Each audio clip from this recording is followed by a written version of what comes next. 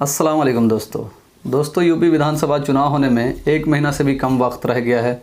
दोस्तों बाबा जी यानी हमारे यूपी के मुख्यमंत्री योगी आदित्यनाथ जी वो ये कह रहे थे कि ये चुनाव 80 बनाम 20 के बीच होगा। 80% एक तरफ होंगे, 20% एक तरफ होंगे।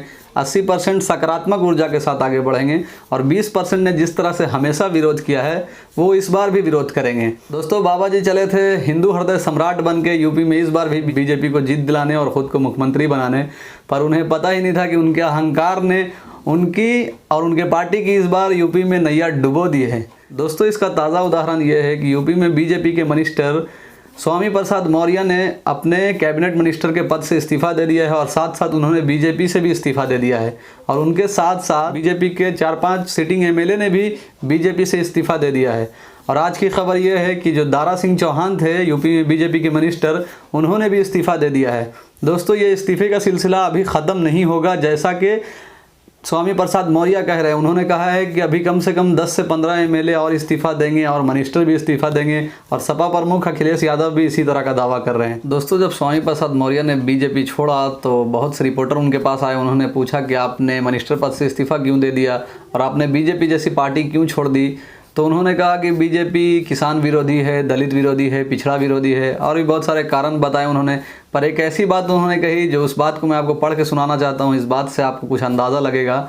दोस्तों सुनिए। दोस्तों स्वामी प्रसाद मौर्य कहते हैं उत्तर प्रदेश की राजनीति स्वामी प्रसाद मौर्य के चारों ओर घूमती है। जिन नेताओं को घमंड था कि वो बहुत बड़े तोप हैं, उस तोप को मैं 2022 के चुनाव में ऐसा दागूंगा कि उस तोप से सारे भारतीय जनता पार्टी के नेता स्वाहा हो जाएंगे। दोस्तों इस बात से आप अंदाज़ा लगा सकते हैं कि स्वामी प्रसाद मौर्य कितने गुस्से में हैं। ऐसा माना जाता है कि बीजेपी पार्टी में उन्हें बहुत अपमानित किया गया है, पर दोस्तों ऐसा नहीं है कि बीजेपी पार्टी इन्हें छोड़ना चाहती है। बीजेपी ने बहुत कोशिश किया इन्हें वापस लाने का, मनाने का, पर ये माने नहीं। पर अब इस बात की कयास लगाई जा रही है कि ये साइकिल पे सवार होने वाले हैं। दोस्तों इस केस में एक नया मोड़ आ गया है।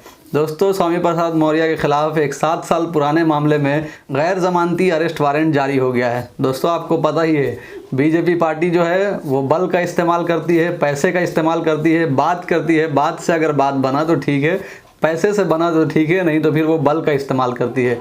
खैर इनके खिलाफ एक समुदाय के भावनाओं को ठेस पहुंचाने का केस है, तो इनके खिलाफ गैर जमानती वारंट जारी हुआ है। दोस्तों आइए अब जानते हैं ये स्वामी प्रसाद मौर्य हैं कौन और इनकी हैसियत कितनी है राजनीति में।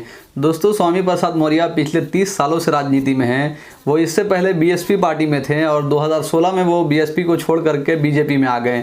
कहा यह जाता है कि वो बीएसपी पार्टी में नंबर 2 का स्थान रखते थे, पर उन्होंने बीएसपी पार्टी को इसलिए छोड़ दिया कि उन्हें ऐसा लग रहा था कि बीएसपी पार्टी अब धीरे धीरे डूबने वाली है। उन्हें राजनीति का मौसम वैज्ञानिक कहा जाता है दोस्तों। और उन्होंने बीएसपी को छोड़ते वक्त मायावती के ऊपर इल्ज़ाम भी लगाया था। उन्होंने कहा था कि बहन जी टिकट बेचने का काम करती हैं, उन्होंने बाज़ार खोल के रखा है, टिकट का बोली लगाया जाता है। खैर दोस्तों वो बीजेपी में आए तो बीजेपी में उन्हें मिनिस्टर का पद भी दिया गया और उनके बेटे को, उनकी बेटी को भी टिकट दिया गया। और आपको पता ही होगा कि उनकी बेटी भी बीजेपी पार्टी की तरफ से एमपी है, मेंबर ऑफ पार्लियामेंट है। दोस्तों स्वामी प्रसाद मौर्य के बीजेपी को छोड़ने से बीजेपी को बहुत बड़ा झटका लगने वाला है यूपी में, क्योंकि स्वामी प्रसाद मौर्य एक बड़ा चेहरा, राजनीति के अंदर एक बड़ा चेहरा माने जाते हैं। वो जिस पार्टी में भी जाएंगे उनके साथ उनका पूरा समर्थक जाएगा, तो इससे बीजेपी को बहुत नुकसान होने वाला है दोस्तों। और स्वामी प्रसाद मौर्य जैसा कि कह रहे हैं कि इसके बाद भी बहुत से लोग बीजेपी को छोड़ेंगे। वो छोड़ करके यही उम्मीद है कि सारे लोग समाजवादी पार्टी में जाने वाले हैं, क्योंकि समाजवादी पार्टी ही अभी यूपी के अंदर बीजेपी को टक्कर दे रही है। बीजेपी 300 पार का नारा यूपी में लगा रही है, इस बार भी 300 पार। बाबा जी भी यही रट लगा रहे हैं। बाबा जी चाह रहे हैं कि हिंदू मुसलमान करके फिर जीत जाए, पर बाबा जी ऐसा होने वाला नहीं है। इसलिए कि आप क्या वादा करके सत्ता में आए थे? आपने वादा किया था आप रोज़गार देंगे, आप महंगाई कम करेंगे, आप अच्छी सुविधा देंगे, पर आपका प्रदेश इन सब चीज़ों में फेल हो चुका है। आपके पास एक ही मुद्दा है, हिंदू मुसलमान, पर आप शायद भूल गए कि आपका हर चीज़ में फेलियर है। आपने जब कोरोना चल रहा था वहाँ तो आपने लाशों को नदियों में बहवा दिया था, आपने रोज़गार नहीं दिया। ये देश का मुद्दा है, ये प्रदेश का मुद्दा है रोज़गार, ना कि हिंदू मुसलमान। आप धर्म संसद जो होता है उसके ऊपर आप कोई कार्रवाई नहीं करते हैं, कोई गिरफ्तारी नहीं करवाते हैं। आप यही चाह रहे हैं कि इस तरह का माहौल बने, हिंदू मुसलमान हो जाए, पोलराइजेशन करके हम जीत जाएं। बाबा जी, इस बार ऐसा होने वाला नहीं है, ये उम्मीद नहीं है।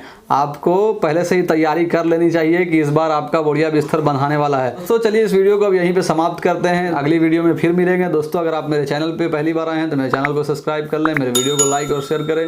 वीडियो को देखने के लिए बहुत बहुत शुक्रिया।